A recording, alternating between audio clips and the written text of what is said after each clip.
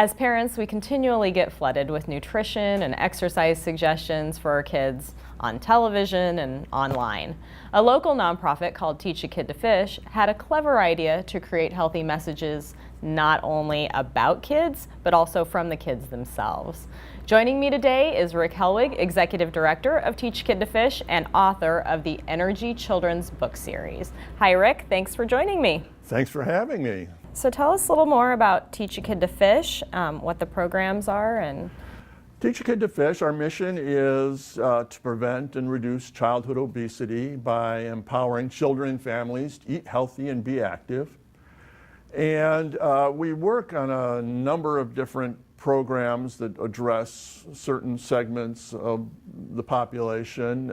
We do wide messaging programs like the book series that we're doing.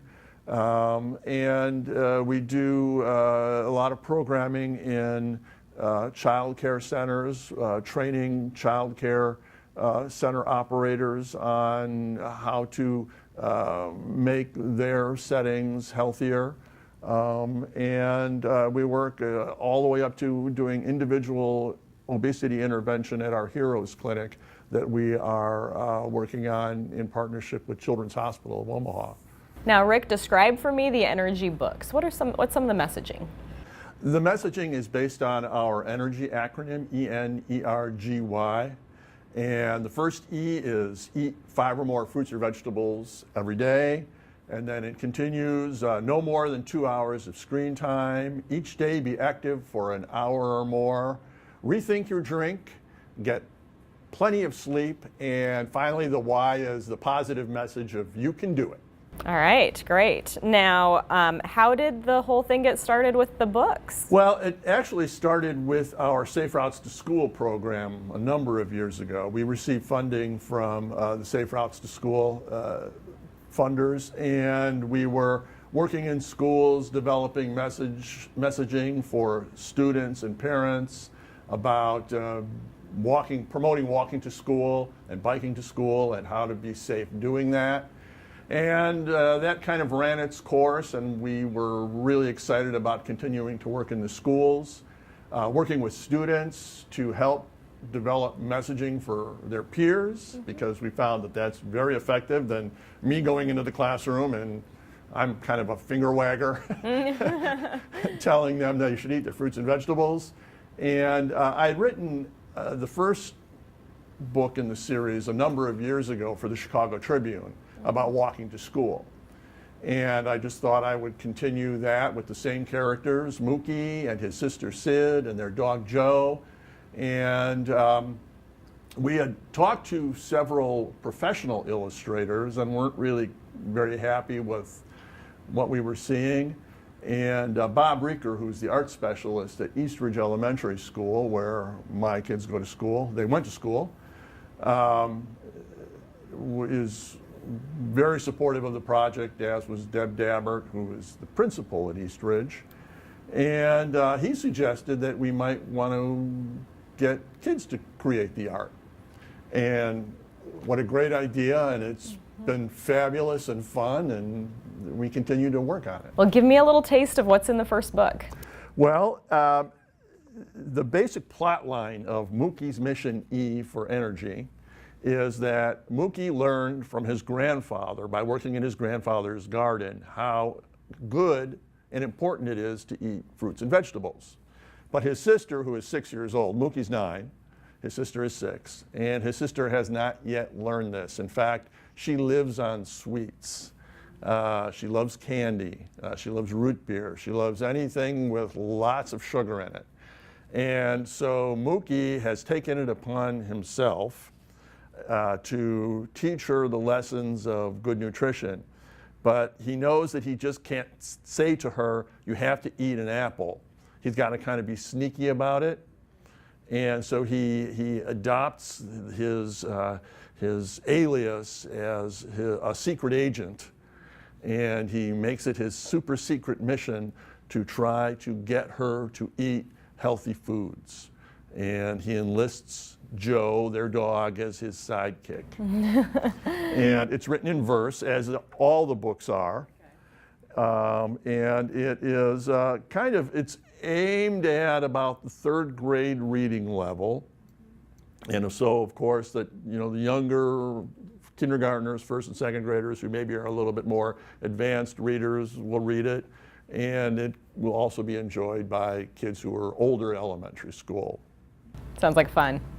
It is. And when we started doing the illustrations, and all I had was text, I had all the kids that I was working with, who were mostly third, fourth, and fifth graders, take it home and treat it to their younger siblings so I could get a little feedback on them. And the feedback from the younger readers has also been very important to me. When I go in and start working with a group of kids, I tell them, if there's anything that doesn't seem right to you, if there's anything that needs to be changed, let me know. And when we were working on this, we were about 2 days from going to print, and I got 3 pages of notes from a fourth grader. At the top, it was very clearly written, things you need to change. And about 90% of them were right on. That's great. Yeah. Very good. And we expect that to be the same thing with this sort of messaging. Well, right, yeah, whether it's eating your fruits and vegetables or, not spending too much time on the screen, I know, which is something that I know we struggle with in our house. I think that, the families share that message. Great. Now, what have you learned by working with kids? It's, I guess what I learn and am reminded of every time that I work with them is how important it is to keep, the fetters off of your creativity. Because working with kids, they're so creative and there's really nothing that holds them back, maybe except for experience, but it's just a blast. I was working with a group yesterday at Cooser Elementary. They're working on the book about getting plenty of sleep. And we started talking about what life looks like from a fish's point of view. Because one of the characters in the book is a fish, and it's assumed that because fish don't close their eyes, they never sleep. And so all of the kids were chiming in with, how do fish see things, and what would life look like if you were in a fish bowl?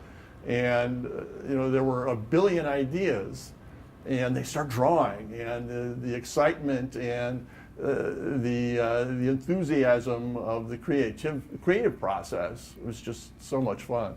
And it's a great thing to remember as adults. Absolutely. So why do you think it's so important to have children involved in creating these messages? Well, like I said earlier, I think that kids are more likely to listen to their peers. Obviously, as parents, it's great to set examples for your kids. But something we learned, especially working with middle school kids, is that they do pick up a lot from their peers.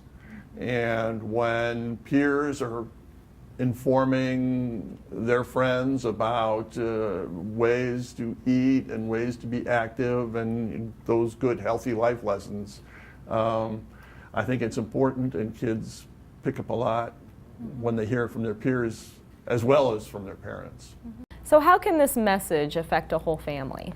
Well, we find and have found, and we found this very early on when we started doing the Safe Routes to School program, that things that the kids talk about amongst each other and the messages and the lessons that they learn amongst their peers, they take home. If you're a parent and pick your kid up after school and you see all the traffic around the schools, we learned that when we were talking to kids about how their parents drive and the way their parents behave at drop-off and pickup time, they would shut their eyes and say, "You don't want to see the way my mom drives when she drops me off."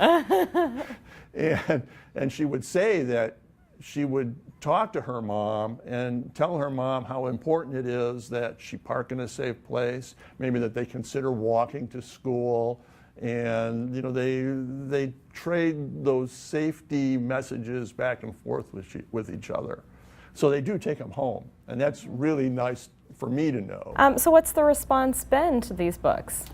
It's been great. I think we had 3,000 copies of this book printed.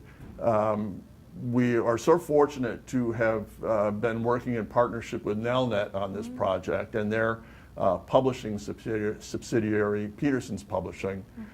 And I think it was in May of last year, we had 3,000 copies of this book, and now we're scrambling to fill orders and find more, and this is ready for its second printing. Great. And we're looking at, we've got a couple of other books that are just about ready to go to the printer, and there will be 6 books in the series. Hopefully in the end, about a year from now, we'll have a box set of 6 books, and we're even starting to think a little bit beyond that and where to go from there. Now, how can our viewers get more information on Teach a Kid to Fish, or perhaps if they'd like to have one of these books at home? teachakidtofish.org, our website, is the best place to go, and you can learn all about the books and all about the programs and how to get involved. All right, great. Well, thank you so much for being here. We can't wait to see what Mookie does next. Thank you. Fun to be here.